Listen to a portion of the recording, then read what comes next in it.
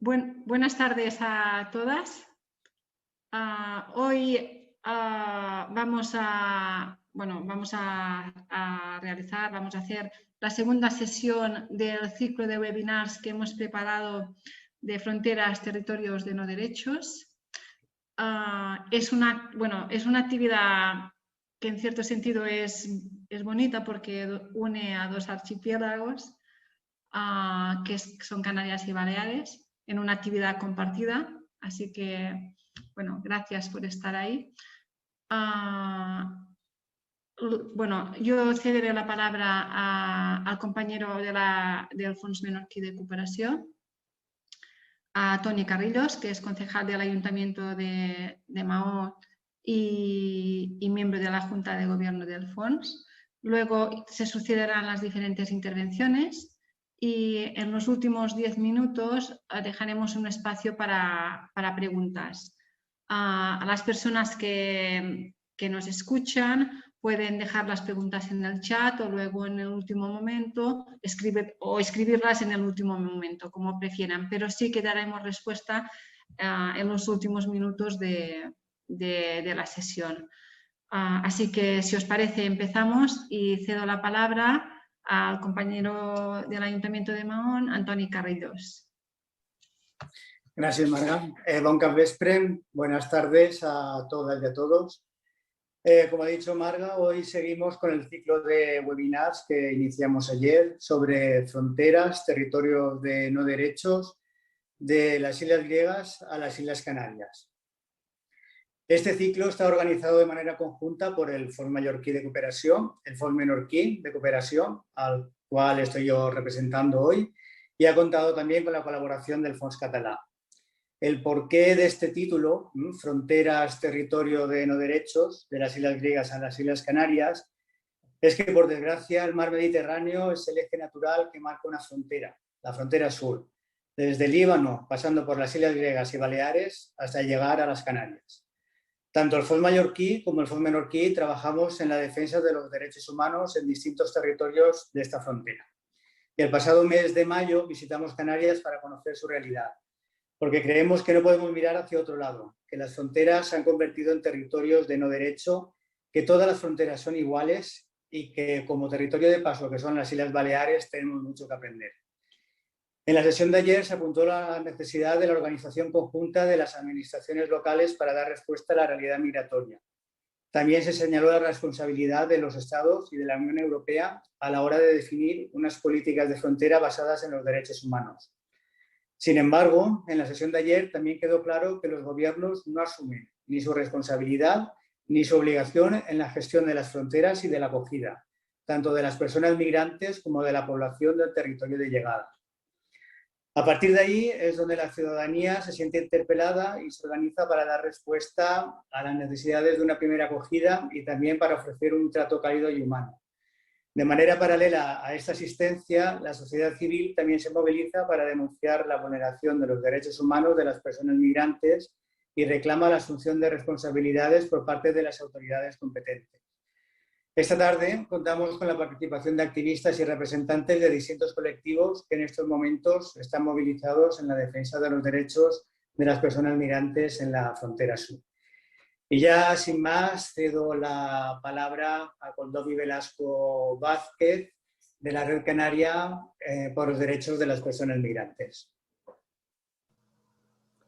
Muchísimas gracias por la invitación, muchísimas gracias también por la visita que nos hicieron acá en mayo, porque realmente nos hace extender que todo lo humano nos incumbe a todas las humanas, independientemente del territorio donde estemos, y que a situaciones de frontera hay que dar alternativas transfronterizas, ¿no? Que superen estas limitaciones que nos ponen los estados. Agradecer también pues esta mirada introductoria que plantean de la frontera como espacio de no derecho. Es un punto de partida importante. La frontera es un espacio de no derecho, es un espacio de guerra, y en guerra es un espacio de excepcionalidad democrática, como dicen las compañeras de Caminando Frontera.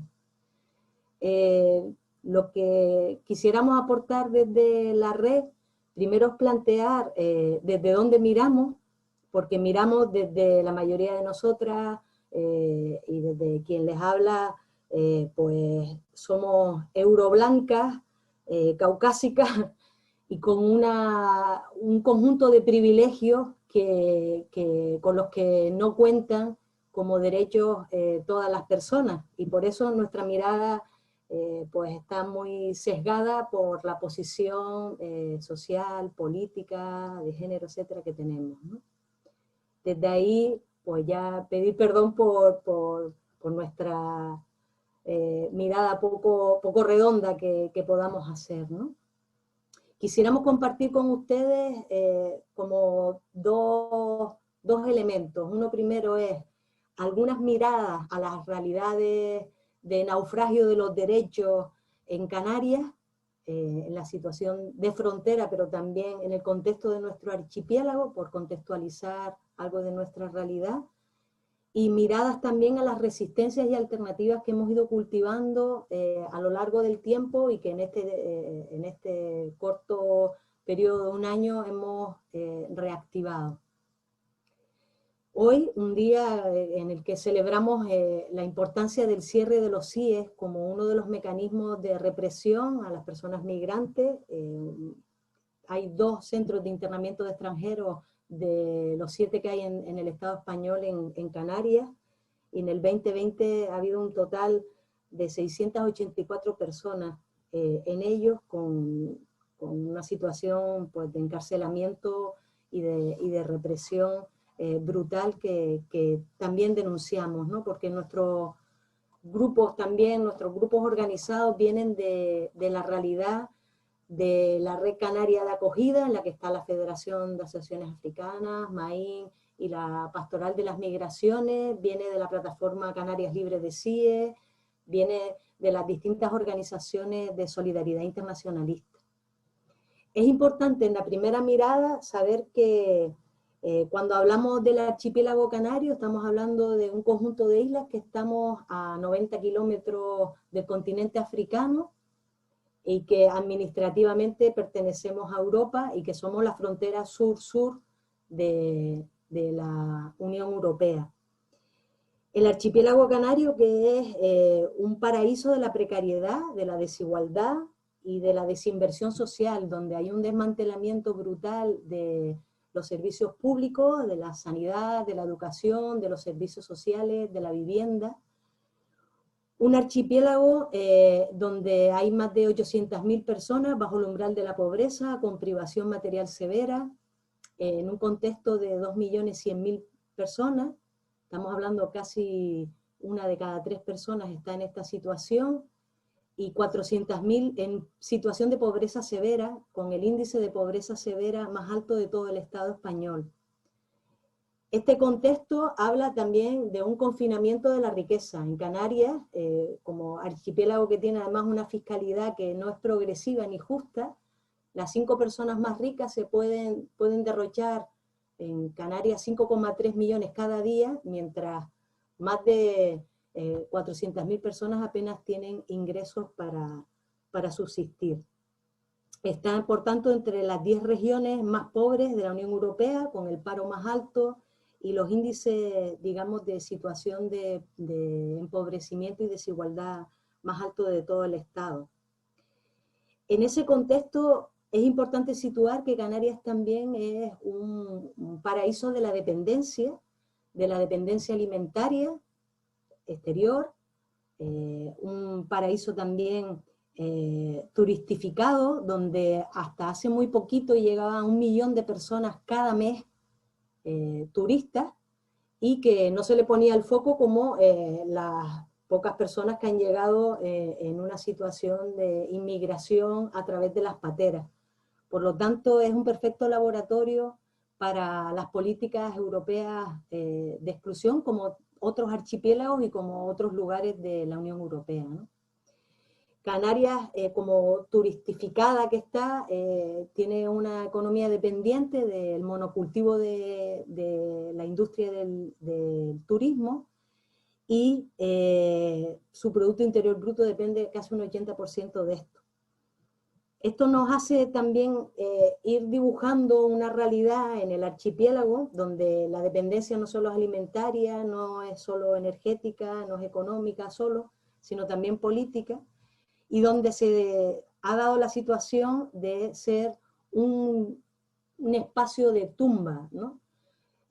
Porque no hay vías seguras, no hay visados, no hay vías legales para las personas que quieren ejercer su derecho a migrar, un derecho humano. Caminando Fronteras plantea que en el 2020 fueron asesinadas por las políticas migratorias 1.851 víctimas en esta ruta canaria. Y esto nos hace plantear que también Canarias es un paraíso militarizado, y es muy importante contextualizarlo aquí porque ha contribuido a la militarización de las fronteras, no solo con la existencia de Frontex, que también, sino también realizando operaciones militares en el exterior de España, que de 21, 10 están situadas en el contexto del continente africano y donde se opera también desde Canarias en esa logística de militarización de las fronteras, de externalización y de recular las fronteras cada vez más a los países de origen, ¿no? Y con esta militarización las rutas son más largas, son más peligrosas y por tanto más mortíferas, ¿no? Todo ello nos hace plantear que en Canarias, además de ser una tumba en este sentido, o contribuir a tener este papel, en Canarias se expulsa a las personas migrantes y se les deporta hacia Marruecos, Senegal, Mauritania y Mali. Las que van a Marruecos van incluso a Layún, al Sáhara ocupado, y hay 4 aviones semanales con 80 personas que han sido deportadas desde el archipiélago, ¿no? Hay redadas racistas por perfil racial, etcétera, etcétera. En Canarias se ha dado la situación también, por contextualizar, que se ha convertido en una cárcel donde se ha detenido a las personas más de 72 horas, con represión policial, con condiciones de comisarías ampliadas como campos de concentración, y se ha desarrollado una política de bloqueo y de contención de las personas migrantes que solo ha contribuido a la situación de ser un lugar, un espacio de no derechos, ¿no? Donde hoy mismo sale un informe de Médicas del Mundo donde habla del naufragio de la salud en la frontera sur por el hacinamiento, las condiciones terribles de habitabilidad, sin ducha, sin baño, sin material de higiene en los espacios de acogida, con efectos de deterioro de la salud física, psicológica y emocional. En estos macrocentros improvisados, después de 30 años de recibir a personas migrantes, ha habido una supuesta improvisación, que es la política de la excepcionalidad y de la emergencia, que plantea que cualquier espacio, desde recoger a las personas en una nave hasta después, pues en los espacios en los que hay más en Canarias, hoteles y zonas militares, ¿no? Con regímenes que no son adecuados, con alimentación deficiente de los espacios, recogidos en los distintos informes en los que se ha hecho la denuncia de la vulneración de los derechos por parte de la Diputación del Común, Defensoría del Pueblo y distintos colectivos internacionales de defensa de los derechos humanos.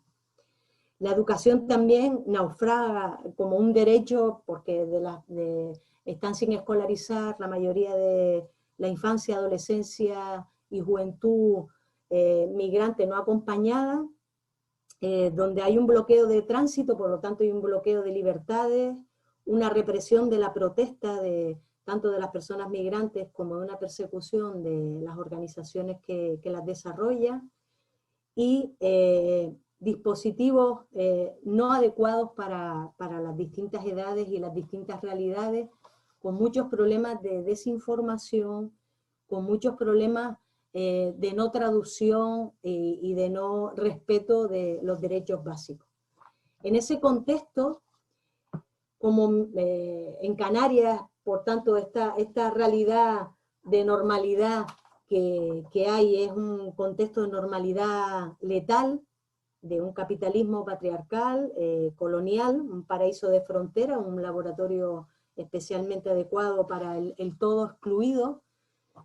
Surgen distintas iniciativas de la mano de los grupos y organizaciones que llevan muchos años trabajando los procesos de solidaridad y de acogida a las personas migrantes, y a partir de ahí, por ejemplo, en la Red Canaria por los Derechos de las Personas Migrantes, confluimos distintas organizaciones con perspectivas muy diferentes, políticas, sociales, pero todas desde el movimiento ciudadano, todas con el interés de movilizarnos para denunciar la vulneración de los derechos, por una parte, a través de caravanas, concentraciones, marchas, manifestaciones, la participación en medios de comunicación para plantear propuestas de otras narrativas diferentes que hagan comprender el fenómeno migratorio, no como una amenaza y como un problema, sino como una realidad natural que hay que favorecer y respetar, la participación en jornadas,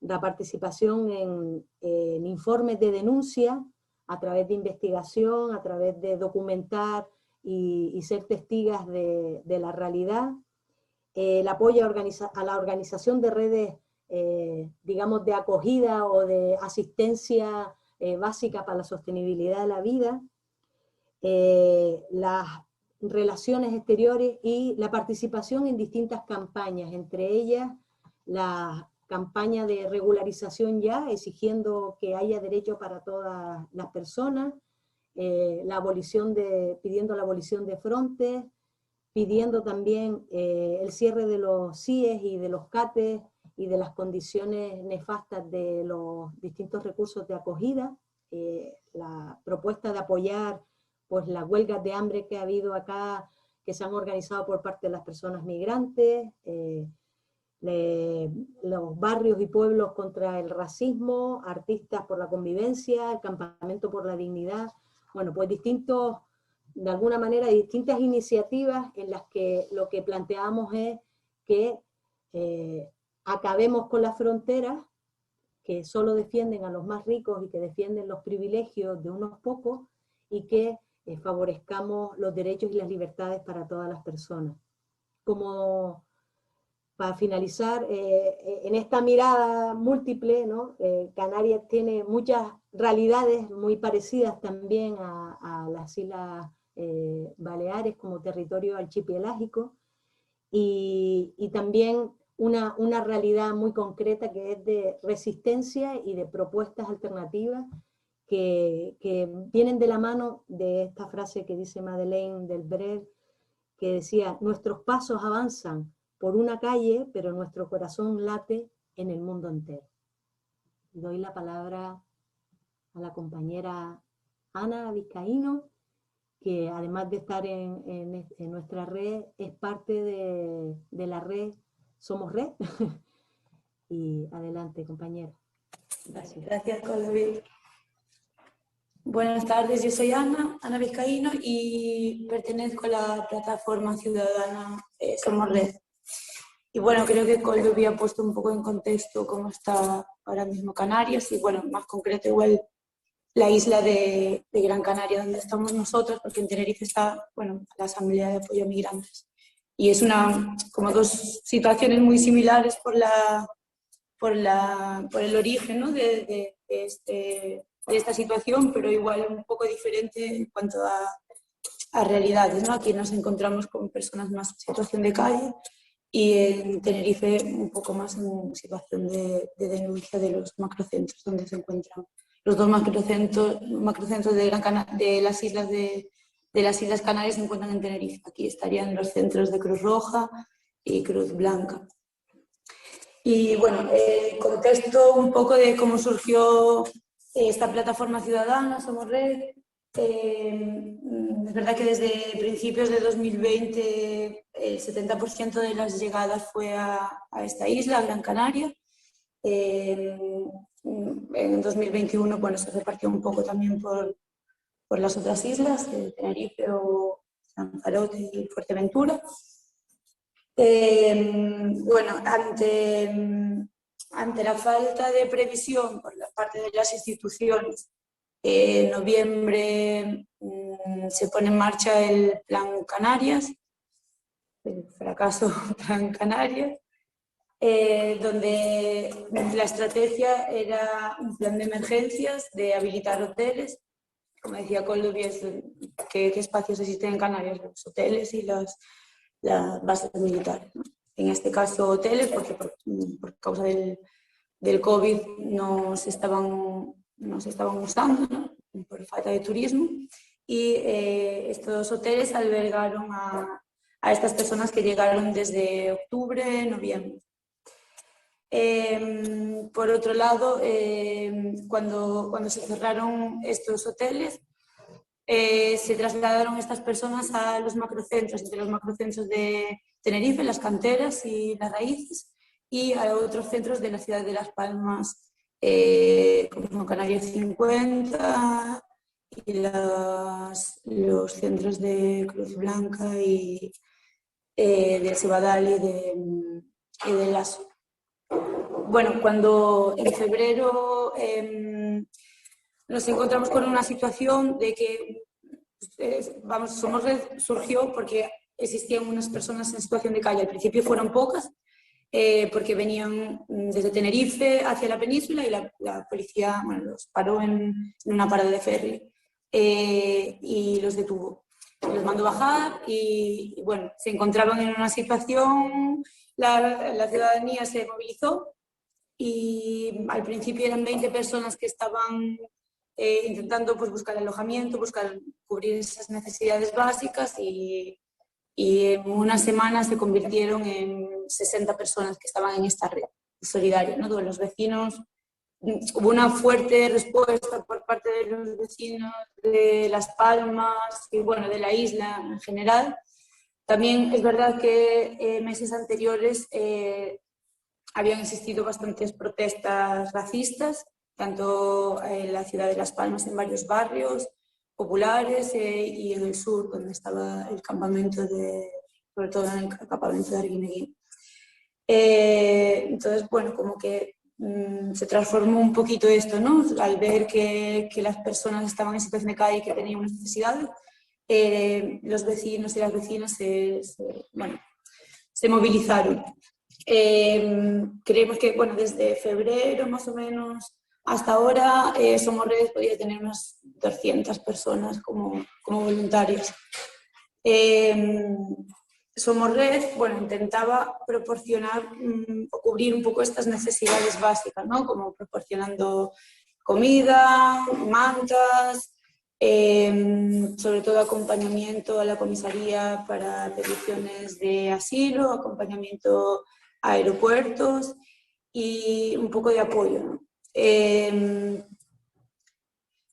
Se hicieron varios grupos a nivel, bueno, grupos de jurídico, grupos de acompañamiento, grupos de comunicación. Entonces se intentó visibilizar y denunciar esta situación porque había una inacción por parte de las administraciones, de las instituciones, tanto autonómicas como estatales. Hubo varias reuniones por parte de miembros de Somos Red con diferentes representantes políticos a nivel autonómico y a nivel estatal, bueno, de la delegación del gobierno. Los chicos seguían en esta situación de calle, también por un bloqueo, ¿no? Hubo un bloqueo que antes de noviembre ellos podían salir con su documentación, sobre todo con un pasaporte, podían trasladarse a otros territorios, tanto, bueno, peninsulares como, bueno, desde la península a otros países, con un pasaporte en vigor. A partir de noviembre esto no fue posible porque, bueno, con la excusa del COVID, existió un bloqueo, sobre todo en los aeropuertos, y estas personas se quedaron aquí bloqueadas, se quedaron estancadas y no podían moverse. La mayor parte de ellos, su destino era tanto España, o sea, la península, como otros países, por contactos que tenían ahí. Bueno, pues su proyecto migratorio era este y se quedaron atrapados en Canarias. Por parte de Somos Red y otros colectivos hubo una denuncia bastante fuerte con respecto a este bloqueo y se consiguió un autocautelar. Gracias a este autocautelar, a partir de abril, estos chicos pudieron volar con documentos como el pasaporte o peticiones de asilo y la mayor parte, es cierto que ahora mismo la mayor parte se ha trasladado a la península o a otros países. Ahora mismo, bueno, la situación de calle se ha cronificado por diversos motivos. Hay algunos chicos que todavía siguen aquí porque no tienen documentos válidos para volar, bien sea porque no tienen pasaporte, o algunos, por ejemplo, los chicos senegaleses, no existe un consulado que tramite el pasaporte aquí en Canarias. Solo existe en Madrid. Aquí el consulado de Las Palmas no tramita pasaportes. Entonces se encuentran en ese bloqueo todavía, ¿no? La única opción sería una petición de asilo. Bueno, entonces muchos de ellos están todavía en esta fase de bloqueo por parte debido a ciertas situaciones legales. Y otros chicos igual no tienen contactos en la península o en otros países y bueno, se siguen encontrándose en esta situación. Por otro lado, también nos preocupa que hay muchos menores en situación de calle. Hay muchos menores que no tienen respuesta por parte de Fiscalía y están esperando para ser acreditados como menores de edad. Hay menores que están en centros de adultos y bueno, estamos como un poco ubicándonos en esta falsa calma, creo que podemos llamarlo, y ver cómo transcurre un poco, porque entendemos que igual en los próximos meses va a volver a haber otro repunte. Hubo readmisiones en algunos centros de acogida a petición de algunos colectivos de que existían personas en situación de calle que habían sido expulsadas y que querían reingresar en estos centros. Han sido reingresados 14 personas en situación de calle en unas condiciones que no eran previstas, existiendo, bueno,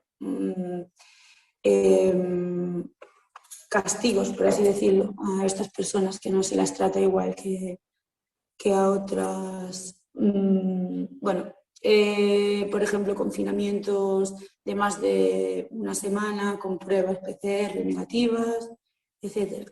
Y sin dar mucha transparencia, mucha respuesta por parte de Cruz Roja o Cruz Blanca, en este caso. Bueno, creo que esa es la situación ahora mismo en la que nos encontramos. Creo que Koldo había contextualizado bien por qué surgen, ¿no?, estos colectivos también y por qué surge esta situación de estas personas que están ahora mismo también bloqueadas y en un territorio que no tiene la misma situación que puede ser en la península o en otras partes del Estado. Es una situación bien concreta como es Canarias. Gracias, Ana. Ahora damos paso a Mame Cheikh Mbaye y él es el presidente de la Federación de Asociaciones Africanas en Canarias. Mame, cuando quieras. Buenas tardes, Marga. Buenas tardes a los compañeros y muchísimas gracias por la invitación y a los organizadores por organizar este espacio. La verdad que es un espacio necesario para poder transmitir sobre todo lo que llevamos haciendo, coordinando entre organizaciones, entre ciudadanía, entre personas voluntarias. Y yo creo que es un espacio que nos va a servir sobre todo a llegar a toda esta gente en el sentido de sensibilizar, porque yo creo que actualmente hace falta. Y mi intervención lo voy a enfocar en los efectos de la pandemia. La verdad que la pandemia sobre las personas migrantes. ¿Y por qué la pandemia? Porque en primer lugar la pandemia es algo que tenemos en común. Es decir, que nos ha tocado a todos nosotros. Pues, si digo todos, es el pobre, el rico, los países del sur, los países del norte. Y es verdad que ha sido más duro en las personas migrantes, que son las personas más vulnerables. Y en segundo lugar, y la pandemia nos hizo ver realmente lo que llevamos tiempo haciendo para valorar un poco nuestras fortalezas y debilidades, para valorar si lo que estábamos haciendo estaba bien o no, o hay algo que no hemos hecho, o tenemos que valorar o tenemos que mejorar algo que estamos haciendo. Y si digo el trabajo que estábamos haciendo, estoy hablando desde los gobiernos, las entidades públicas, las organizaciones no gubernamentales e incluso la ciudadanía. Entonces, bueno, yo tocaría pues, a cada uno de manera específica, sobre todo la experiencia que hemos vivido durante la pandemia, porque yo creo que en Canarias en concreto, aparte del 2006, estos últimos años coincidió la pandemia con la llegada continuada de las personas migrantes. Eso hace que pues estamos viviendo en una situación caótica, en una situación que, bueno, cada uno buscaba aportar o intentar buscar una solución. Por lo tanto, empezaría por las entidades públicas, por los gobiernos. Lo primero que me surgió es la lentitud de la gestión, porque desde la administración, la verdad que pues la gestión la respuesta que deberían de tener ha sido muy, muy lento, y la compañera Goldovi lo mencionó antes, que eran muchas improvisaciones, y yo creo que Canarias no debería estar en esta fase, porque, bueno, lo comento también Goldovi, bueno, desde 1994 llevo las primeras pateras aquí en Canarias, y sobre todo la situación geográfica de Canarias. Si hablamos de frontera, Canarias geográficamente es África. Yo voy a Senegal, a 2 horas llego a Senegal, voy a Madrid, tardo 3 horas y media. Y además es una de las puertas de entrada para Europa. Y hay que saber que, bueno, las personas que entran, que llegan, no tienen como objetivo venir a Canarias. Ellos lo que quieren es entrar a Europa. Entonces, pues geográficamente y estratégicamente, Canarias es un lugar donde van a llegar sí o sí. Y si vuelvo a decir lo de la pandemia, porque ha afectado de tal manera que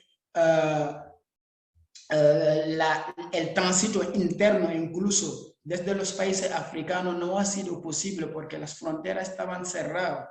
Los chicos de Senegal, por ejemplo, que pasaban por Mauritania, llegaban a Marruecos para coger desde Sahara Dahla para llegar aquí, ya no tenía esa posibilidad. De Gambia lo mismo. Entonces lo que hacían, pues desde Senegal tenían sus puntos de salida y llegaban, aunque era más peligroso, aunque tardaban más, pues bueno, era la opción, porque ellos lo que quieren, tienen un proyecto, tienen claro que quieren llegar a Europa por cualquier motivo, o voluntario o por obligación, pues tienen que entrar. Y coincide también con todas las políticas que habíamos vivido, bueno, que vivíamos en el norte de Marruecos, todo estaba cerrado, con mucho dinero, con fronteras, restricciones, y no había manera de atravesar ahí. Por lo tanto, esta pandemia afectó en ese sentido. Todos los puntos de partida llegaban, por eso ha sido así de manera, bueno, continua, de manera, bueno, brusca. Y por lo tanto decía que Canarias, y sobre todo los gobiernos, no deberían estar improvisando, deberían estar preparados, por así decirlo, preparados para poder acoger a esas personas, en el sentido, porque yo creo que hay que decirlo sinceramente, hay que decir que la inmigración no es la bienvenida. Todas las políticas que estamos viviendo actualmente es política de restricción, política de frontera, de cierre, y están invirtiendo un montón de dinero en ese sentido. Y si doy el ejemplo del plan España, bueno, plan de 2005 era, pues, el plan era, los dos puntos fundamentales eran, pues, reforzar las fronteras para que no pueden entrar, y después el retorno voluntario, o sea, en caliente, o pues acuerdo, convenio con los países para poder retornar.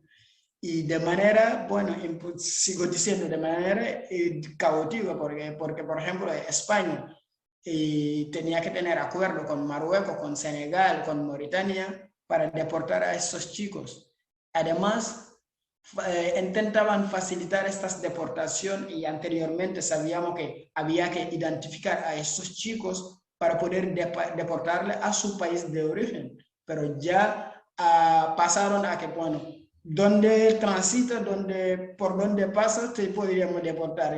Nosotros hemos vivido, y Coldevi me podía, como testigo, un grupo de senegales que mandaron a Mauritania y sufrían más en Mauritania que aquí. Entonces eso era como ¿qué es lo que estamos haciendo? Y una vulneración total de los derechos humanos. Entonces esta gestión e improvisación, pues la verdad que habría que mejorarlo bastante y verlo.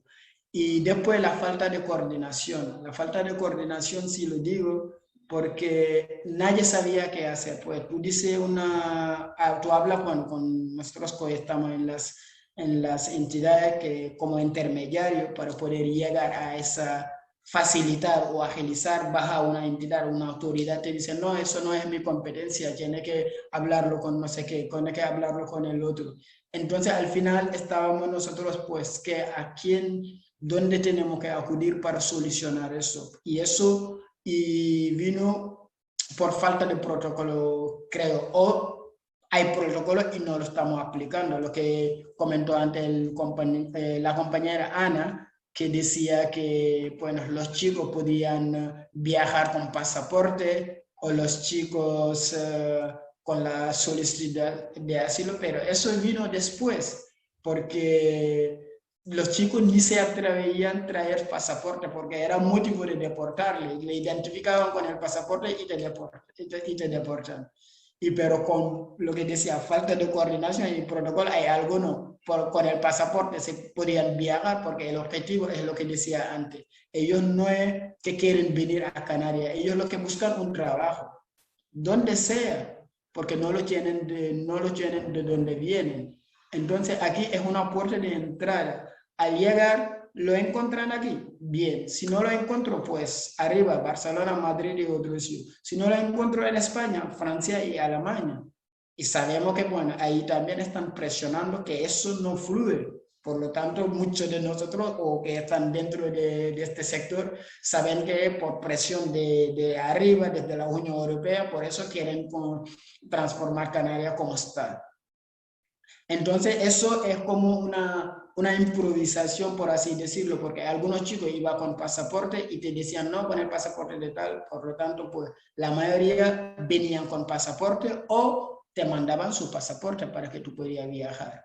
Y lo que el compañero abogado Daniel, que ganó el auto para el tema de la solicitud de asilo, podían viajar, empezaron a viajar, pero actualmente es también otra improvisación, porque hay algunas compañías te dejan salir, otras compañías no te dejan. Yo la semana pasada, el viernes mismo, he perdido un billete de 200 euros porque hay un chico en nuestros recursos que tiene la solicitud de protección internacional que la mayoría están viajando con eso, yo la acompaño yo mismo al aeropuerto, pues me dicen lo de Liberia, pues que no puedo viajar con este documento. Y yo estuve ahí 2 horas peleando con la Guardia Civil. Bueno, la Guardia Civil se lava las manos porque dice que ellos no lo van a impedir, pero sí que depende de la compañía.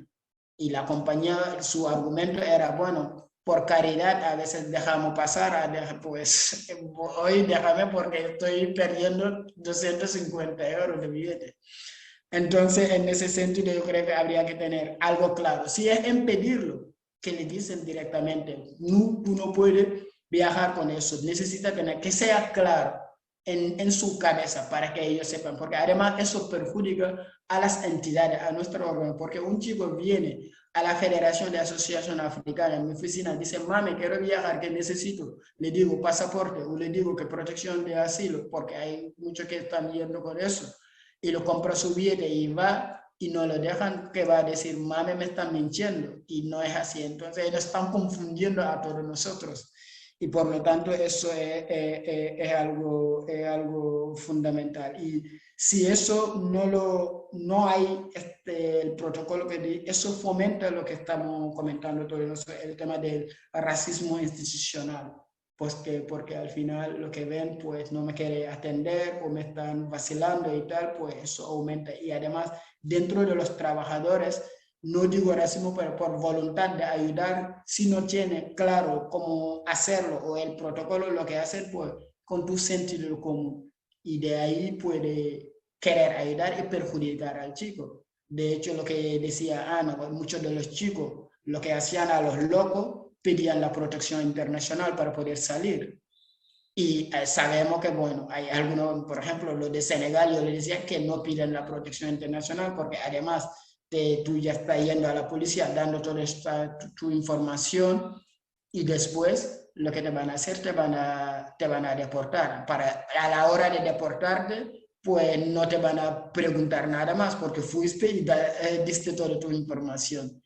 Y gracias a Dios, bueno, lo que decía Ana, pues los vuelos de deportación no ha sido posible porque vuelvo a lo mismo, porque la política depende del acuerdo de países africanos. Bueno, 2-3 veces han organizado vuelos de deportación para Senegal, no ha sido posible porque coincidió con una manifestación ahí y el presidente no se lo atrevía a aceptar un vuelo de deportación. Hasta hoy en día no hay deportación.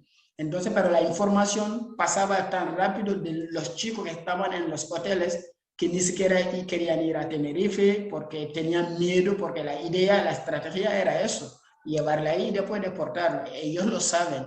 Entonces, lo que preferían es estar en la calle. Ahí surgió ¿cómo se llama? Somos Red. Yo me acuerdo la primera reunión que yo formaba barrio con los compañeros, que vamos a atender a los chicos porque hay 20, como dijo Ana, 20, 60 en la calle. Pues mi frase fue, hay que tener cuidado porque esos 20, 30 hay que atenderle porque además es urgente, pero sí que hay que informarle que tienen que estar en los centros, porque ya nosotros habíamos tenido esta información que ellos no pueden salir de aquí a no ser que traslado entre organizaciones. Entonces, ya sabía que Somos Red era un grupo de personas voluntarias con corazón grande que quería ayudar, pero esta capacidad no lo tenía y no correspondía a hacer este trabajo, pero había que estar. Por lo tanto, los 3 agentes que decía yo que era el gobierno y después la ciudadanía, era eso, la respuesta automática de la ciudadanía con sus 2 caras. Porque la verdad que menos mal y gracias a Dios ha estado este grupo como Somos Red y otros voluntarios, porque si no estamos hablando de otra cosa, porque estábamos en un momento que todo el mundo pues estaba ahí, pero sí que ahí por lo menos salimos del paso, que algunos de manera voluntaria han acogido incluso en su casa gente y ayudar, facilitar, acompañar o atender o recibir, bienvenir, porque al final el cariño que los chicos han cogido con los voluntarios de Somos y eso es, creo que es el 50% del trabajo, porque una persona desesperada que llegue con todos sus dolores y tal, encontró una persona que lo considera igual que ellos, lo considera como familia, eso ya es como, pues, gracias, y soplar. Y por lo tanto, en la ciudadanía han hecho un trabajo, vamos, espectacular en ese sentido. Y por último, las ONG. La verdad que yo echaba de menos la falta de coordinación que estoy diciendo en el gobierno, también lo he vivido en las organizaciones.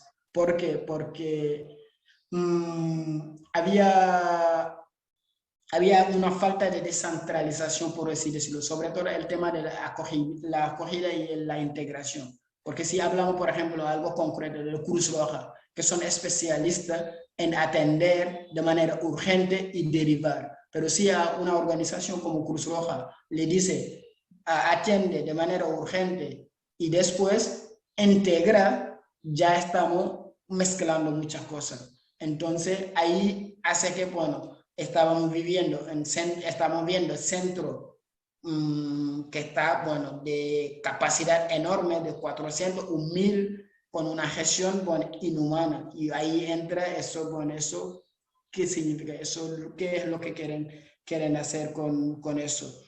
Y por lo tanto, yo creo que el trabajo de manera conjunta hace falta en cuanto a en estas organizaciones. Lo que sabe hacer, pues, acoger de manera urgente, pues sí, las organizaciones que son expertas en integrar, que integran, y la ciudadanía, pues, acompaña. Y eso hace que trabajamos en red de manera conjunta y así creo que, bueno, podríamos por lo menos aportar algo para mejorar lo que estamos haciendo. Y en cuanto a política, de manera general, la Unión Europea no debería estar dando España para que vayan buscando acuerdos en cualquier sitio al lado con los países concretos, pero la Unión Europea con la Unión Africana tendrían que sentarse, sobre todo no es para buscar intereses, pero para la justicia social, porque creo que eso es la vía para mejorar eso, porque hasta que no haya justicia social, que los africanos o en el continente de África sigue como está, pues vamos a vivir lo que estamos viviendo. Entonces yo creo que cada uno somos responsables en ese sentido para decir, mira, la justicia social, teníamos que trabajar cada uno desde nuestro rincón para llegar a eso. Por lo tanto, que pues muchísimas gracias y esperamos si hay pregunta concreta. Gracias, Mame. Ahora, bueno, habéis intervenido todos los compañeras de Canarias. Ahora daremos paso a Carlos Martín.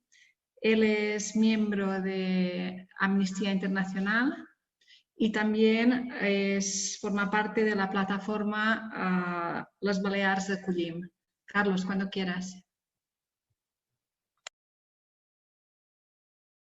Carlos, no se te escucha. Ahora, sí, perdona, ahora sí. Bien, primero de todo agradecer la oportunidad. Los que me han antecedido me ha parecido muy interesante su aportación y realmente desde las Baleares estamos a una gran distancia de la problemática que tenéis en Canarias, que me parece que lo estáis haciendo con un activismo muy bueno y que sois un referente para nosotros, que tenemos que saber aprovechar todas las lecciones que estáis aprendiendo y que lo que se me ocurre, la plataforma Balears Acollim, hace 5 años que comenzó, era un grupo de pocas organizaciones a las que se fueron sumando miembros e iniciativas, asociaciones y sindicatos, y hoy la forman 30 organizaciones. Las dimensiones de la problemática con la que nos encontramos nosotros en Baleares es muy menor a la que vosotros tenéis, pero podemos estar en camino de. y todo lo que vosotros estáis gestionando en el último año, los últimos 2 años, hemos estado muy atentos de todo lo que habéis dicho, Coldovi, Ana, Mame, todo lo que estás diciendo. Lo primero que se me estaba ocurriendo, y es con lo último que ha dicho Mame, es la necesidad de coordinarnos para que los movimientos ciudadanos realmente presionen de una manera clara y que no sean grupúsculos que van actuando de la mejor manera, perdiendo a veces efectividad y energías y tiempo en algo que yo sí que constato o hemos podido constatar en estos años, es que de las instituciones como el Fons Menorquí, Mallorquí, Gobierno Balear, y ahora que estáis aquí, representantes de las instituciones, lo traslado, es que cuando el argumento y el relato es suficientemente claro, cuando la coordinación y la complicidad es explícita desde Canarias, desde Baleares con Canarias, con la península, cuando lo que ha estado pasando ahora mismo y lo que ha pasado en Canarias y en Ceuta y Melilla y lo que está llegando a Baleares, todos podemos entender perfectamente que es algo que nos está afectando a todos y tenemos la voluntad y la decisión de establecer el marco para trasladar a todas las instituciones, repito, a los que están aquí representados ahora mismo, como son Antonia, como es la representante Catalina, ¿no? de Alfons, pero también cuando hemos hablado con el Gobierno Balear, cuando lo hemos hecho con un argumentario y hemos contado a veces con representantes de Menorca, las instituciones han tenido que responder. Se han visto obligadas a responder. No les hemos permitido que nos vinieran con el relato de que esto es Europa, estos son el gobierno de España. No, lo que se está poniendo en juego es suficientemente serio como para que nos afecte a todos. Y la única cosa que dejaría encima de la mesa, porque hay cosas muy importantes, yo dejaría 2 puntos para poder plantearnos líneas de trabajo conjunto, es que lo que está pasando en Canarias lo asumamos perfectamente en Baleares, y lo que hemos pedido desde la plataforma es que las instituciones de Baleares asumieran de una manera clara, evidente, sin ninguna duda, que las personas que estaban en la situación que estaban se tenían que reubicar y que las declaraciones que se tenían que hacer desde las instituciones es que asumían la recepción y la acogida, sobre todo de los más vulnerables, pero debía de ser de todo lo que se pidió desde el gobierno canario, desde lo que se ha pedido de todas las organizaciones que forman y están representadas por los que habéis hablado antes. Desde Baleares tendríamos que asumir de una manera clara y rotunda y exigir de las instituciones que se reubique de manera proporcional y asuman de manera digna esa reubicación de esas personas que están como están desde hace demasiado tiempo. Eso sería el primer punto, que cara al día 20 queremos hacer un manifiesto, pero debemos estar trabajando desde ya hace tiempo y sin descanso durante el tiempo que es presente y el futuro más próximo, pero sin dejar de reclamar ese compromiso explícito por parte de las instituciones. Y como segundo tema, que se ha reivindicado por personas con las que hemos tenido contacto y que han ido sumándose a plataforma Las Balears Acollim, con todo el bagaje que tienen de gestión de personas que están en riesgo de vulnerabilidad y de riesgos de exclusión social, es la necesidad de establecer mecanismos de trabajo en que estas personas que están llegando a las islas sean actores y protagonistas de lo que estamos intentando hacer desde el activismo, que las caras que se empiecen a ver sean de personas que han estado en este proceso, que ya a lo mejor algunas han estado ya incluidas en la sociedad y que tienen ganas y compromiso y capacidad de comunicación, de idioma, y que pueden darnos lecciones en muchos sentidos. Yo trabajaría en esas dos líneas para resumir, que es lo de Canarias se tiene que resolver y desde la plataforma de una manera clara contar con el compromiso y la denuncia permanente ante las instituciones y gobiernos y autoridades para que se produzca ya, desde ya, la reubicación de esas personas, la denuncia continua y constante de lo que está pasando, y después Ceuta y Melilla, que se replantee también, puede ser todo un mecanismo de trabajo que exija un colectivo que representamos todos, nosotros todo el activismo, pero de una manera muy seria, un mensaje muy claro. Ya no nos bastan las buenas palabras, los buenos discursos, la situación es suficientemente delicada como para que se estén replanteando las políticas que se han replanteado hasta ahora y que las políticas que se siguen replanteando con los países subsaharianos y los del norte del Magreb se tienen que revisar desde ya. Y por otra parte, y acabo, hacer que todas las personas que han estado en esta situación y ya llevan tiempo con nosotros, sean los que empiecen a liderar las caras que se vean y nosotros les acompañemos, les oigamos porque tienen mucho que decir y porque son realmente los protagonistas de lo que podamos poner en marcha, lo que deberíamos haber puesto en marcha, y personas con un bagaje muy importante para que todos salgamos beneficiados. Yo no tengo nada más que decir que repetir el agradecimiento por la oportunidad de todo lo que habéis planteado en esta reunión. Muchísimas gracias, Carlos. Ya para finalizar las intervenciones va a tomar la palabra Marco Aparicio. Él es profesor de Derecho Constitucional en la Universidad de Gerona y también activista. Marco, cuando quieras.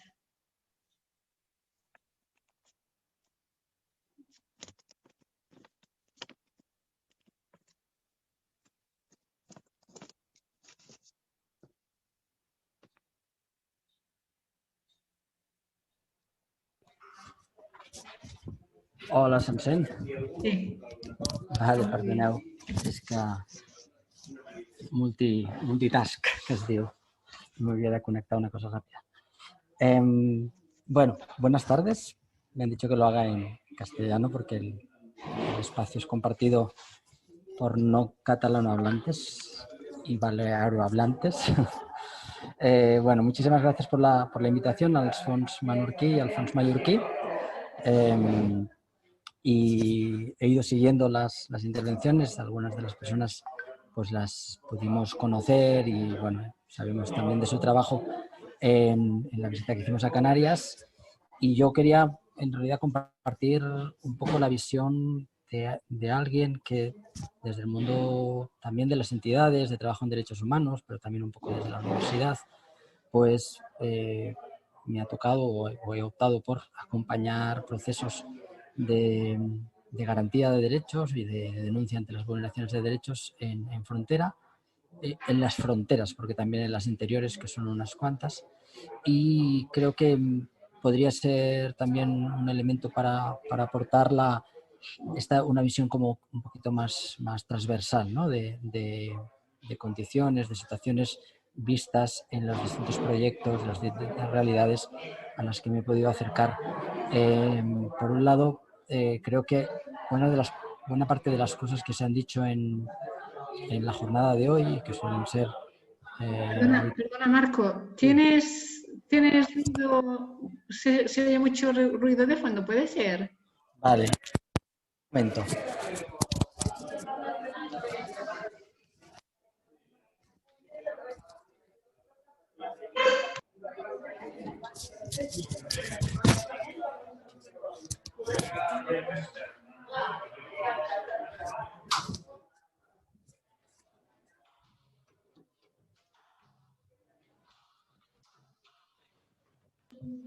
Pues ahora no se escucha nada. Ahora vuelve a conectar.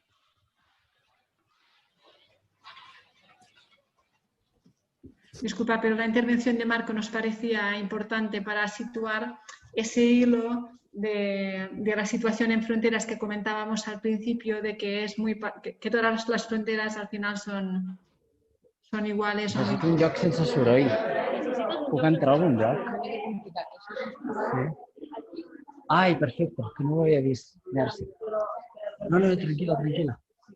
Ja està, Se ve que eso de ser profesor universitario. Ja està, merci. Merci. Vale. ¿Qué tal ahora? Mejor. Mejor, ¿no? Bueno, disculpa. Bueno, estaba haciendo la introducción. Básicamente, plantear que lo que me gustaría aportar sería un poco de esa visión un poco más transversal de realidades que distan en kilómetros y que incluso en contextos, en países y demás, pero que comparten toda una serie de puntos que yo creo que nos pueden servir para ver que hay una serie de decisiones políticas detrás, que hay una especie de razón de Estado fronterizo o de razón fronteriza que explica que esas situaciones que se explicaban antes, ¿no? Mame, por ejemplo, ¿no? Esa permanente incertidumbre, a veces hay aviones que, ¿no? Compañías aéreas que te dejan pasar con un tipo de documentos, al día siguiente o una hora después cambian de criterio. Lo mismo pasa en el ámbito administrativo, el ámbito policial, no digamos. Es decir, una serie de elementos que los vemos en todos lados. Es decir, que la lógica de generar un espacio de no derecho, de un espacio de incertidumbre, de arbitrariedad, de inseguridad permanente, y por tanto, donde al no haber derechos, el problema es que la idea finalmente que se acaba generando es que no hay seres humanos. El problema no es que no haya derechos humanos, sino que dejan de haber seres humanos. En algunos casos, las evidencias son tan apabullantes como lo que hemos visto en Ceuta hace un par de semanas, pero lo que sabemos de los campamentos de refugiados, por ejemplo, pues los de Moria o los de Samos o en Quíos, también lo que sabemos de las situaciones que se dieron en Arguineguín y en algunos casos también los campamentos masificados que se han generado posteriormente en Canarias. Ya digo, el problema cuando faltan los derechos es que cuando no es una cosa puntual, sino que es un patrón de conducta de una determinada razón, de una razón de Estado o una razón de frontera, es que al final lo que se borra no son los derechos, sino que los titulares, los sujetos que hay detrás de ahí, ¿no? Y eso es un patrón común, es un patrón que se repite, ¿no? Esa inseguridad permanente, esa arbitrariedad por parte del poder, de los poderes públicos.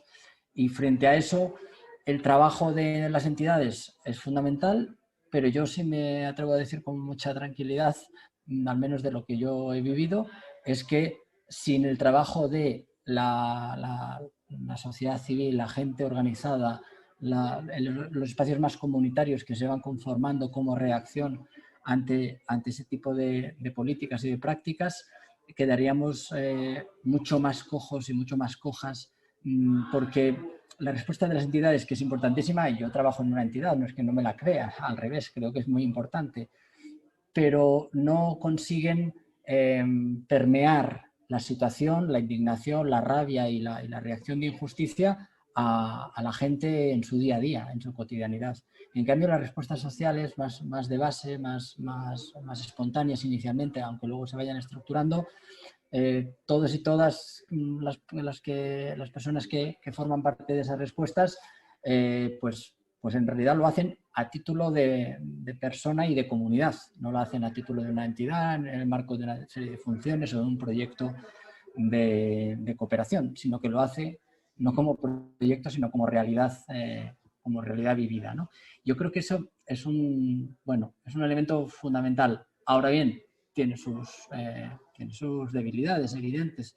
Yo creo que a mí hoy en una participación con esta, ¿no? con las intervenciones que me han precedido, que fundamentalmente están expresando lo que se vive y el trabajo que se hace desde esa posición, me parecía una ocasión para compartirlo, ¿no? La idea de que toda la potencia que tiene y que sin eso lo demás queda absolutamente como una cosa casi anecdótica, como una forma de legitimación de un aparataje del que acaban formando parte también las entidades sociales, porque no consiguen permear esa rabia, esa indignación, esa respuesta. Es fundamental, pero también hay debilidades y ahí yo creo que es donde, y eso es mi opinión completamente personal, creo que es donde en los espacios de interacción, esa relación entre entidades y organizaciones más de base, la posibilidad de acompañar procesos como los de Somos Red, por ejemplo, o como la Asamblea de Apoyo de Tenerife, a Migrantes de Tenerife o tantas otras, deviene un enlace, ¿no? como unos puentes que van dotando de sentido y de mayor potencia a todo el trabajo, ¿no? Si una entidad de este tipo puede contar con un apoyo específico, por ejemplo, para la contratación de una abogada o para la contratación de una persona que pueda coordinar y darle continuidad y empuje, ¿no? al esfuerzo cotidiano que la gente hace de manera voluntaria, pues eso puede ayudar y eso puede también generar pues esas complicidades y sinergias que creo que son importantes, ¿no? Eso como punto de partida me parece a mí. Yo creo que ahí hay una oportunidad de leer estos procesos de movilización en frontera como un movimiento social, ¿no? La migración, el movimiento humano es ya hoy un movimiento social, es una respuesta colectiva a una serie de injusticias estructurales que generan vulneraciones masivas y permanentes de derechos. El movimiento, por tanto, como movimiento, el movimiento humano como movimiento social, como movimiento colectivo de respuesta, pero también el movimiento de respuesta en frontera, ¿no? El movimiento social que se está generando también como un elemento fundamental de contradicción y de lucha, ¿no?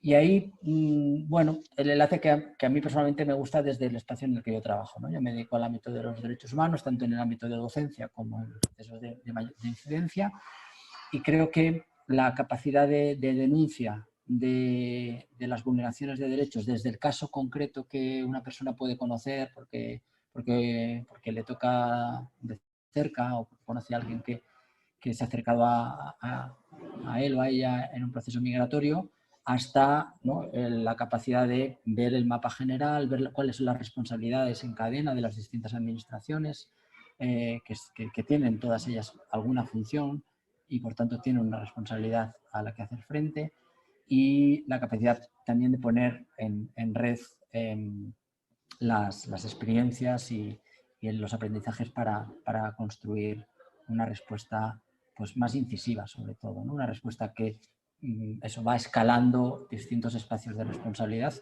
y es capaz además de leerlo también no solo desde la responsabilidad política, sino de la responsabilidad de modelo social, de modelo de desarrollo, de modelo de civilización, ¿no? que es lo que, o de incivilización, que es lo que está realmente en cuestión y que se ve en las fronteras, ¿no? Las fronteras es un espacio magnífico para hacer una fotografía de la situación en la que se está desarrollando los principales conflictos a nivel global, ¿no? Ambientales, sociales, humanos, políticos y demás, ¿no?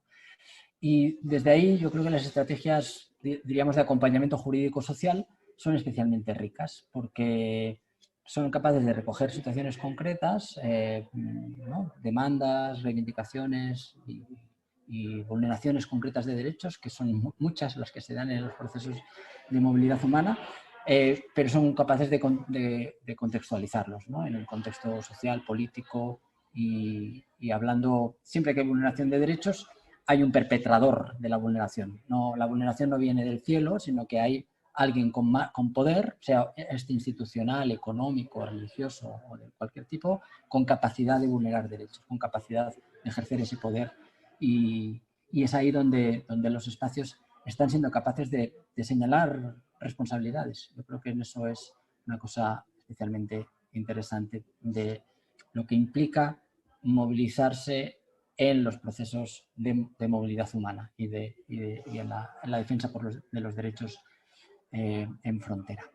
Y una última cuestión que me gustaría señalar. Yo llegué hace 2 días de la isla de Lesbos y Quíos, ¿no?, como sabéis, en Grecia. Muchas de las cuestiones que se han visto allí, que se siguen viendo allí, las hemos visto en Canarias en estos meses especialmente, ¿no? Con el tipo de respuesta, con ese proyecto inicial de islas contención, de islas prisión, con esa vaivén de incertidumbre y de vulneración de derechos, en algunos casos especialmente sorprendentes, respecto, por ejemplo, los casos de separación de los hijos de las madres para hacerles la prueba de ADN, para que eso, poniendo una especie de presunción de tráfico de menores sobre las madres. Es una cuestión absolutamente increíble, pero que, como sabéis, se ha dado, hasta evidentemente todas las imágenes que hemos visto en Ceuta, ¿no? Donde la ilegalidad permanente de las devoluciones en caliente, que no es cierto que estén todas ellas legalizadas por la sentencia del Tribunal de Estrasburgo y la posterior del Tribunal Constitucional, ni mucho menos, marca una serie de requisitos que las devoluciones que se produjeron en Ceuta los incumplieron seguro todos, y lo mismo que estamos viendo en las devoluciones en alta mar, en la zona del Egeo, ¿no? En las zonas de Lesbos y de Quíos permanentes, las devoluciones, los pushbacks en alta mar, y no digamos de las situaciones que se están dando en la ruta de los Balcanes, en las fronteras fundamentalmente Bosnia, Croacia y Serbia y Hungría, ¿no? Esas similitudes, esas concomitancias de situaciones hacen que aquí hay una estructura de vulneración de derechos, y frente a esa estructura es bueno que nos estructuremos también desde distintos planos sociales, institucionales también, como es esta lógica de poner en red las iniciativas de cooperación y de apoyo que puedan prestar los municipios, y de experiencia sobre todo frente a la situación de vulneración. Pues bien, pongo este último ejemplo, ya con eso me callo, que me gusta demasiado hablar, y especialmente como el segundo semestre casi no tengo clases, y como soy profesor pues tengo vicio de hablar y de hacer de docente. Entonces es un peligro intentarme una charla en el segundo semestre. En el primero me calmo más porque ya tengo mis clases. Pero bueno, para no enrollarme demasiado, la experiencia de ahora vivida en Quíos. En Quíos está la Corte Penal de la región, por decirlo así, de ese partido judicial de la zona esta del norte del Egeo, y el viernes y el sábado por la mañana se juzgaba a 4 chicos muy jóvenes de nacionalidad afgana, a los cuales se les atribuía la responsabilidad del incendio del campamento de Moria en septiembre del 2020, hace unos 10 meses. Muy rápidamente, no hace falta poneros, a lo mejor algunas y algunos ya conocéis más o menos, pero muy rápidamente os doy tres datos. El primer dato, la primera decisión que toma el presidente de la sala, es un tribunal de 3 miembros, es no dejar entrar ni un solo observador internacional ni nacional, a un observador legal respecto del transcurso del juicio, a ningún periodista y a ningún tercero. Por cuestión de COVID, la capacidad de la sala no permite ninguna entrada. Sí permite que hubiera 6 policías todo el día ahí, que no tenían ningún tipo de función, pero no permite que entrara ninguna persona. Y por tanto fue un juicio sin publicidad, que es una de las garantías básicas de cualquier procedimiento judicial. No fue público. Solo entraron las personas que formaban parte del proceso, las partes, los testigos, etcétera, ¿no? Primera decisión del juez. Segunda decisión del juez: de las 4 personas que se enjuiciaban, 3 de ellas son menores, al menos así lo reflejan los pasaportes que fueron enviados por sus familias. El juez rechazó esa prueba y consideró que si en el proceso de asilo no habían señalado que eran mayores de edad, que eso sucede a veces en Canarias, yo creo que lo habéis visto en muchos casos, donde los rumores, ¿no?, fruto de esa permanente inseguridad y arbitrariedad, llevaban a que algunos de los menores no se quisieran declarar como menores para poder ser transferidos antes a la isla, de la isla a la península, etc. En este caso es algo parecido. El juez rechaza la cuestión de la minoría de edad y por tanto asume una competencia sobre mayores de edad que no tenía. Y la tercera, y evidentemente más determinante, la única prueba con la cual se condena a 10 años de prisión a estos 4 jóvenes es la de una declaración de un pretendido testigo ocular, que al día siguiente del incendio declara en comisaría policial, declara que él vio a 4 personas, da 4 nombres de pila muy frecuentes en un campo donde la mayor parte de miembros eran afganos, y identifica en unas fotos que la policía le enseña, imaginaos de 20.000 personas que había en Moria, le enseña unas fotos que casualmente son los 4 que él había visto. Esta persona además es etnia pastún, los acusados todos ellos son hazaríes, más elementos, y finalmente esta persona al día siguiente de la declaración desaparece de Lesbos. Dicen personas que habían estado en el campo que fue a Alemania, que tenía un billete para irse a Alemania, desaparece, y más allá de los elementos que lleven a su desaparición, es que el tribunal, la fiscalía, no hace ningún esfuerzo de contactarlo y por tanto el juicio no cuenta con su ratificación en el propia vista oral de la declaración, y la fiscalía, el fiscal lee la declaración que se tomó hace casi un año, en su caso en la comisaría de Mitilene, y con esa declaración, como única prueba, condena a 10 personas, a 10 años a 4 chavales afganos. ¿Qué implica eso? Implica quizás un elemento más de cierre de una lógica de no personas, ¿no? No solo de no derechos, sino de no personas. Las personas no tienen ningún tipo de garantía procesal, ninguna, judicial, porque no son personas. Y ese es un elemento central. El discurso que se está construyendo desde la lógica fronteriza de la Unión Europea y de los países que asumen las políticas de la Unión Europea en esa línea es una lógica de no personas, ¿no? Frente a eso, la respuesta de colectivo de abogadas más colectivos sociales en red, pues es el único espacio de apoyo y de denuncia que existe, y yo creo que merece la pena conocer esas experiencias, apoyarlas, aprender de ellas y ponernos en red e ir construyendo una otra manera de entender las relaciones humanas y las fronteras como uno de los espacios donde más claramente se muestran las posibilidades de lo que puede ser la humanidad, en positivo y también en negativo. Bueno, lo dejo ahí porque si no yo seguiría con mis reflexiones que quizás merezca mucho más la pena que tengamos un espacio de intercambio o de debate. Muchas gracias, Marco. No sé si por el chat o por otros canales han llegado preguntas. Y si no, si entre vosotros, bueno, a través de, bueno, seguro que ya tenéis los contactos los unos de los otros, pero si creéis que hay alguna cuestión que ha quedado pendiente que podamos comentar ahora o, bueno. Yo, Marta, tengo 2 preguntas en... Vale, pues, evidente.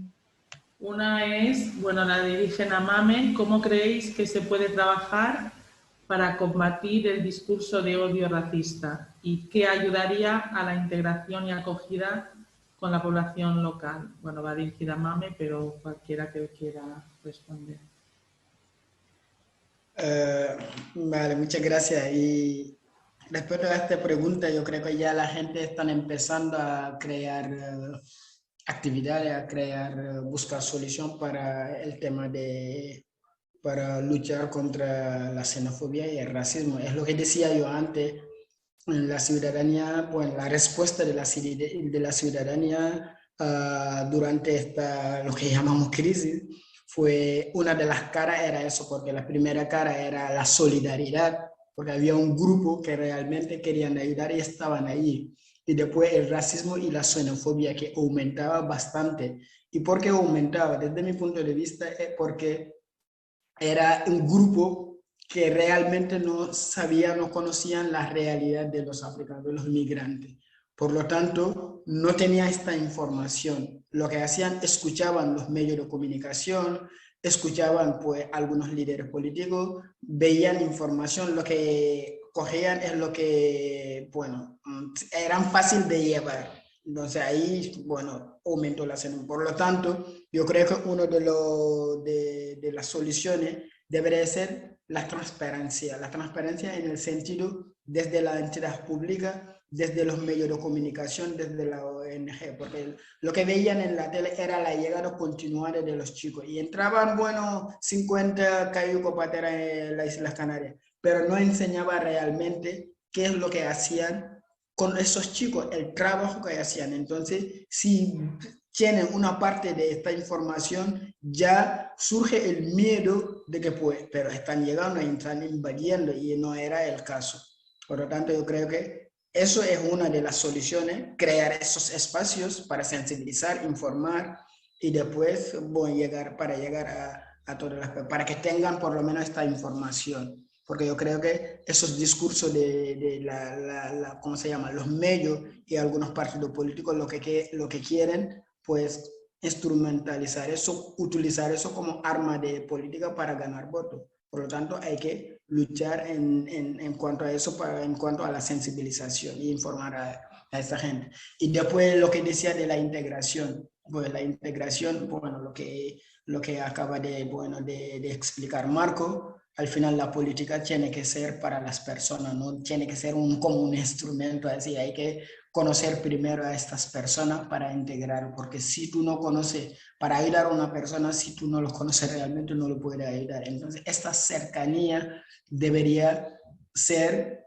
el primer paso, acercar y conocer desde aquí, desde origen, desde donde sea, e intentar buscar solución. Y sobre todo, a mí siempre me preguntan el tema de la integración. La integración es una palabra súper amplia desde mi punto de vista, porque la integración, porque actualmente estamos viviendo en un mundo que va a una velocidad súper rápida, entonces, y hay muchos cambios. En ese sentido, la integración, todos debemos integrarnos en ese sentido. Vale que los inmigrantes, los extranjeros, lo tienen más difícil porque están en un lugar diferente, pero todos tenemos que integrarnos. Para dar un ejemplo, bueno, el otro día, bueno, yo suelo darte ejemplo porque me pasó la semana pasada. Yo tenía que ir a Madrid en el vuelo, bueno, en la sala de embarque había un señor que estaba con el ordenador, nos quedaba 5 minutos para entrar al avión, estaba con el móvil, con el ordenador, hablando, hablando incluso de negocio hacia África. Yo decía, pues, qué estrés, porque no puede esperar y hasta llegar y hacer eso. Y resulta que entramos en el vuelo, me tocaba sentar con él, porque era fila de 3, ya había una chica, él, y a mí me tocaba ventana. Al saludar, le dije, pero déjame pasar, y se levantó y se fue.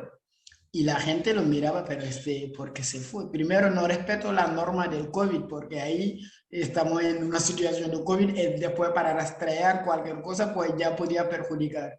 Bueno, yo decía, y esta persona estaba hablando de negocio hacia África y tal, y ahora no quiere estar con africanos. Y esta persona yo creo que es una persona que está fuera del sistema y necesita ser integrado. Por lo tanto, la integración, pues hay que cogerlo en este ámbito global.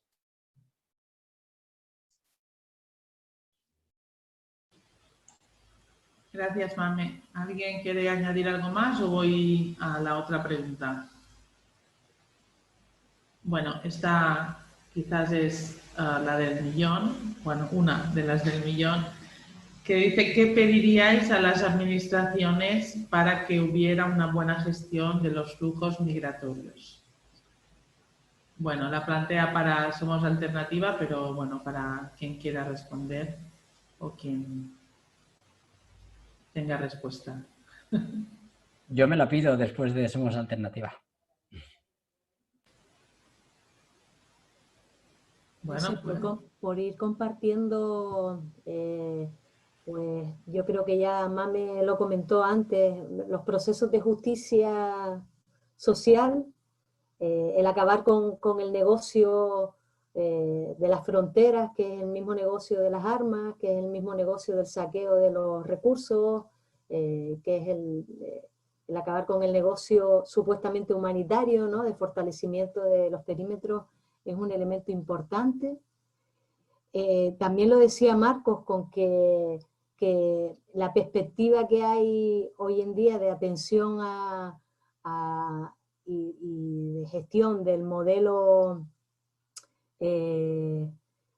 migratorio es una perspectiva desde interior y desde defensa, no es desde derechos sociales, no es desde una perspectiva pues de procesos de desarrollo de los servicios públicos para la garantía de los derechos, ¿no? Entonces, quizás ese cambio de enfoque o ese cambio de paradigma de las políticas migratorias sería muy importante plantear desde esta mirada también de solidaridad, más bien de restitución internacionalista, ¿no? De volver aquello que hemos ido saqueando a lo largo de los siglos en los procesos de relación y de colonización y de esclavitud, especialmente con el continente africano, pero también con otros lugares del mundo.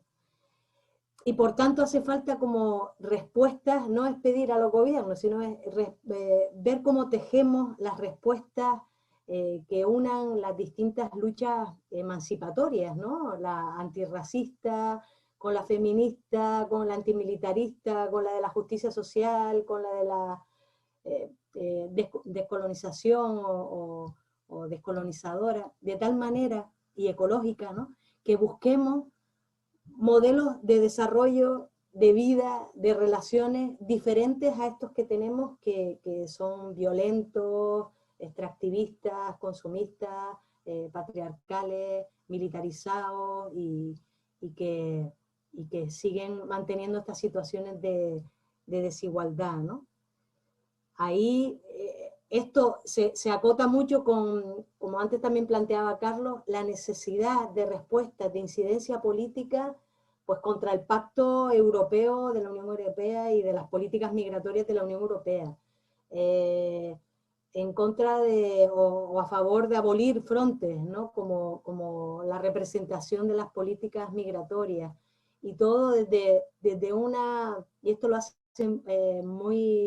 de una manera muy buena y desde hace mucho tiempo la Federación de Asociaciones Africanas, interrelacionándonos los procesos de lucha y los procesos de respuesta alternativa de distintos territorios, ¿no? No solo del norte global, sino por supuesto de todos, ¿no? Marco, ¿querías añadir algo?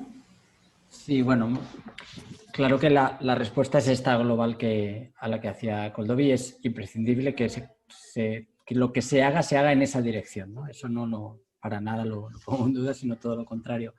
Yo lo que diría es que me voy a poner ahora un poco más en la lógica de cosas concretas, incluso del ámbito de la extranjería y de los procesos migratorios, ¿no? Como muy sencilla.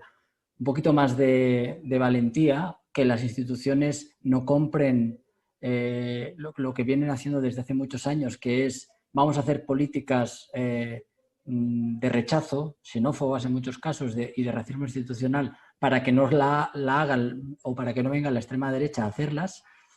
Y eso es lo que nos ha pasado en los últimos tiempos. En realidad es que desde la ley de extranjería, desde el año 85 en adelante, hubo un pequeño cambio de algunos criterios, pero que luego enseguida se cambió la orientación de la ley de enero del 2000 y luego se transformó en el diciembre del mismo año.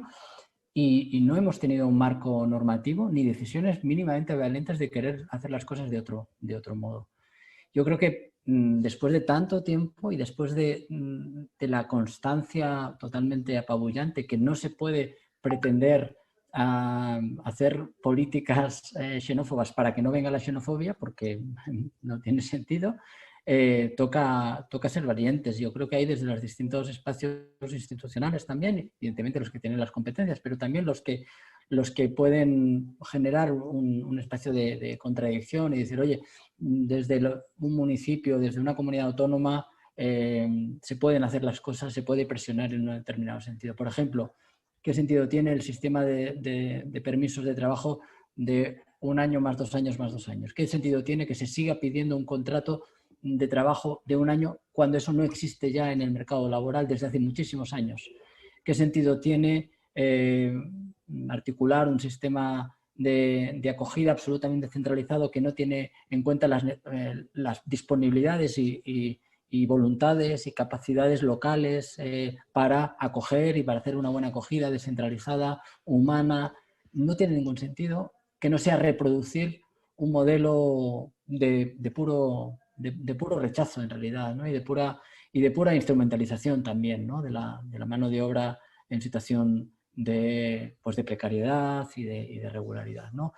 Y digo valentía en el sentido, valentía para una cosa, evidentemente el objetivo del cuestionamiento de las fronteras mismas, pero es que incluso una autorización de residencia inicial de 5 años tiene mucho más sentido para las personas y para la sociedad de acogida, porque la persona que llega con un cierto horizonte, con capacidad de formarse, de buscar trabajo, de hacer un esfuerzo para realmente que las cosas, en la medida que la posibilidad es que la persona tenga, puedan avanzar, tiene mucho más sentido, hace mucho más agente a la persona en su propio proyecto vital y por tanto también social, que tenerlo sometido a un laberinto absolutamente inviable de exigencias como eso, ¿no? Pues un permiso inicial de 1 año con un contrato que no es viable y por tanto tiene que ser un contrato falso, porque es que no existe un contrato de 1 año en nuestro contexto,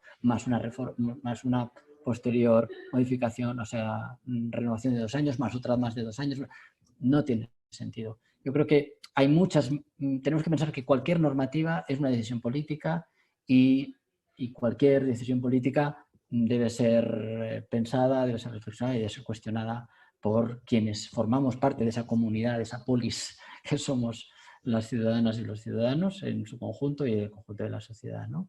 Yo creo que hay muchísimas cosas. Cuando se habla de vías legales y seguras, se pueden construir espacios mucho más flexibles, mucho más permeables, que permiten a la entrada hacer proyectos migratorios, pero también volver a esos países de origen, que justo lo contrario de lo que hemos hecho normativamente. Lo que hace una lógica de fortaleza es que la gente acaba llegando, está en situación irregular, pero no volverá nunca a su país, aunque quiera, aunque lo necesite, aunque lo quiera, porque le ha costado tanto llegar que es inviable poder replantearse las cosas de otro modo, ¿no?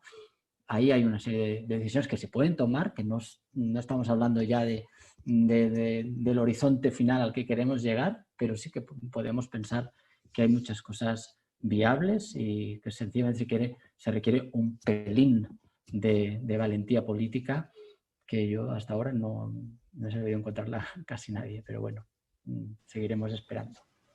Gracias, Marco. Y bueno, terminamos con una pregunta que es muy concreta, que es sobre el tema de la traducción. La estáis viendo todos, es una pregunta larga, pero bueno, a la concreta es, en las ONGs, el tema de las traducciones, ¿quién se encarga? Si hay traductores o intérpretes, o buscáis voluntarios o personas que incluso profesionalmente no se dedican a ello. Entonces sería un poco dirigido a las organizaciones que trabajáis en el tema, supongo, de apoyo a las personas en la calle o bien en el sector sociojurídico.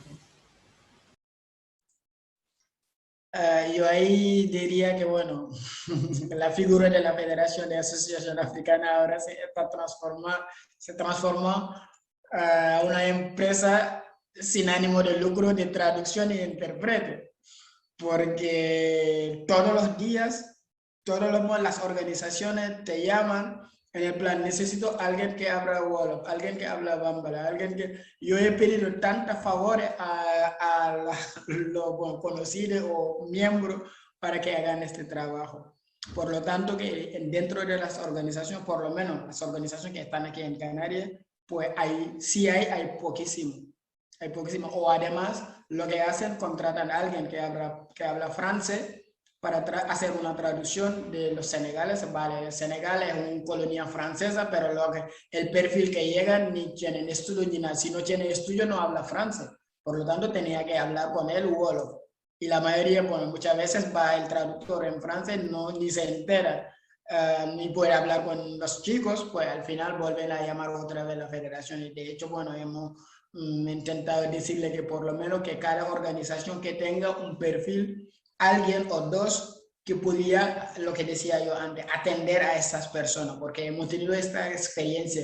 Hay muchos centros que nosotros íbamos para apagar fuego, porque cada vez que hay pelea, que llegamos, hablamos con ellos, la atención lo necesitaban ellos. Necesito esta figura deberían exigirlo a las organizaciones que lo tengan, por lo menos, porque tranquiliza bastante, porque se entiende, porque imagínate a alguien que llega, ni sabe cuál es su situación, nadie se lo puede explicar, por lo menos confían en alguien, eso podría ser algo importante. Debería estar en las bases, exigiendo en las plantillas, como un psicólogo, como un tal, pues tener a alguien de esta figura. Sí, nosotros nos encontramos con la mayor parte de los... Ana se entrecorta. No te oímos bien. Situación de calle que estaban otros recursos alojativos. Por parte de estos recursos era mucho también esa comunicación, no solo por el tema del idioma, ¿no? A nivel también de aspectos culturales y demás. Entonces, al final, con ciertos temas, sí es verdad que esa comunicación es bastante difícil y bueno, a nivel de recursos de la red de acogida, en los centros prácticamente no existen estas personas que traducen. Si os parece, lo dejaremos aquí. Des del Fons Mallorquí de Cooperació y desde el Fons Menorquí de Cooperació os agradecemos a todas vuestra participación y sobre todo el trabajo que estáis haciendo. Y para acabar con un mensaje de esperanza sería, bueno, retomaremos la interpelación que ha hecho Marco de apelar e interpelar a por un poquito de valentía, que la necesitamos para seguir avanzando. Y muchísimas gracias y aquí nos tenéis. Chao.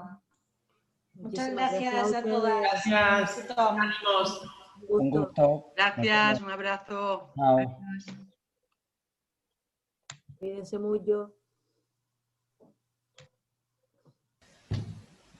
Chao.